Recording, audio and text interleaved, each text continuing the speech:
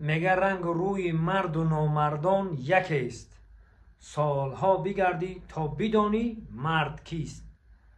دیگه یک زمان شده با واسطه اینترنت مرد و نامرد دیگه نمیفهمی.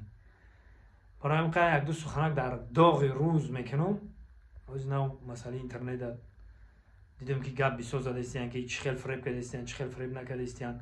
این کارو دا ما 3 سال پیش گرفتار شدگی بودم. 3 سال پیش، 4 سال پیش هم بگیم خطا نمیکنیم، 3.5 سال پیش همین کارو دا ما گرفتار شدگی بودم با واسطه فیسبوک. چه خیلی اینو ما فیسبوک شدگی بودن، چی کارو کردگی بودن تا گفتیم، تا یافتیم، تا فهمیدیم، تا ملیس خونه رو هم بردن مونا. چقدر آدما دلشون همو خنک شد که واه این آدم خیلی میگشته، این خیلی کار میکرده. تا دکزت کردیم، تا روبرو کردیم که خیلی آدم خفه شد، با خیلی آدم اومد بخشش پرسید، با خیلی این خیلی فقط با یک گفتنی ما ایران نمیفهمی تو دروش دانه باشی. تا فهمیدیم که رفیق بری خدمانی کارو میکنه برای مورا. خیلی عذابا هم کشیدیم. خیلی ترکی هم با رویشون روی کرده بودن 3-4 سال پیش. استودنت ها رو در مسکو داخل میکنیم، ما دستون بتین ما میبریم. گفته همین چی نمود دروغ گفته پول کار کردنشون رو نمیدونن. بو چی نمود دروغ گفته پول کار کردنشون رو نمیدونن. اگه بازی نه که مردم فهمیده است اینترنت بسیار شید. وقتی که ما گفتم یا خیلی آدم یوتیوب نمیدونست که چیه، یا خیلی آدم اینستاگرام نمیدونست چیه. بعد این موضوع هم یاد گرفت که چی گپای چی گپ نیست. ما سالهای پیشتر که گفتم از سری ما گذشتگی همین کار عذابی کارو ما 100% کشیدگیم. عذاب را درجه اولی کشیدگیم. کار تا ملیسا خونه را کشیدگی که مرا ملیسا بردگی که بیو پشت تو هم خیلی عریضه گفتم. به نهایت عذاب قینه، به نهایت دشواره، به نهایت میگه کو ای تهمت ناگهان، ای بلای آخر زمان، ای مرگ مفاجات، خدا خودت نگهبان. یک تهمت ناگهانی میاد در سرت کو تلخت میکفه نمیخید. برای همون که جوانو احتیاط باشین تا نبینین ویدیو وقتی که همه آدم گپ زدیسته باور نکنید. حاجی با اسکوستون اینتلکت برامد همه آدم باور نکنید.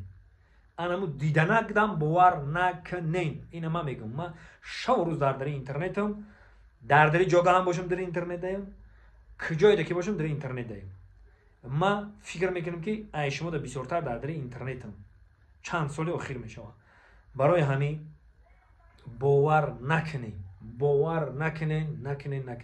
یگام چیز اینترنتی دا باور نکنین. دروغای. این همی پرستای استوریا که میبینیم باور نکنین. پرستای استوریا که بیا اکای طرف زندگی بگیریم. پرستای استوریایی که مردک استوریا میکنه یه جا داشتگه خود خورده سه امروز خیلی اومدیم خود خوردیم. این خیلی در تقدیر همون است که یه جا میریم یه جا مهمونی دعوتمون میکنن، یا که یه جا میریم روی نونده میگلتیم بیا بیشه که بخو میگن، یا که یه جا میریم یا تاکسیستی پرستویا میگیریم میره کلینچ میبره اما مشتریش میبره که در خونه اون نونه میگه بیشه یه دهنم خوب ببره میشینه دیگه. اینا ما این خیلی تاکسیست میام این خیلی تشکیلی میکنن در استوریش میمونه. 3-4 جا خیلی دیگه رو میبینم واه میگن تاکسیست گارینی بوده ایرانی فقط تشکیلی به تشکیلی فکرش در آوان میگرده.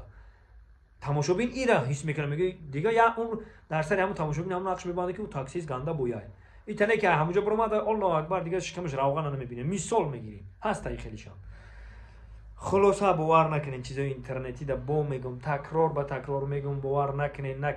اینا ببینین که چی گپا شده است.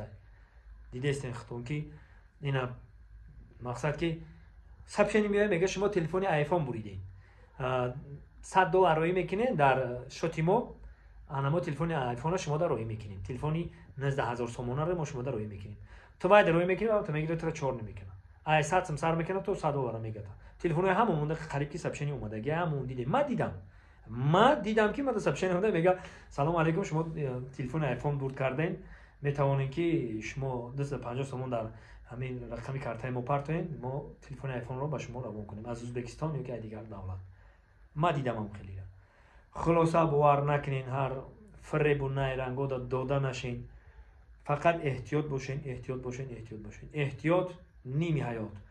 و همون نفرانی که همین کارا را میکنن به هده گفتگی نگفتین استادو که کج مرف که کج افتی چاه مکن که خود افتی. او آدمایی که فریب میکنن یه روز در چای خچون کندگی میافتن و میگه دیر میشوه чандин одами дигар залалшонро мерасонанд, ана баъд худшон баъд чиқиртар дар ҳам чоҳшон меафтанд. барои ҳамин хоҳиш мекунам якумш ки ҳам хеле чоҳ наканен, ҳам хеле мошеникию дурӯғгӯю ҳаромгаритонро накунен ки оқибат надора.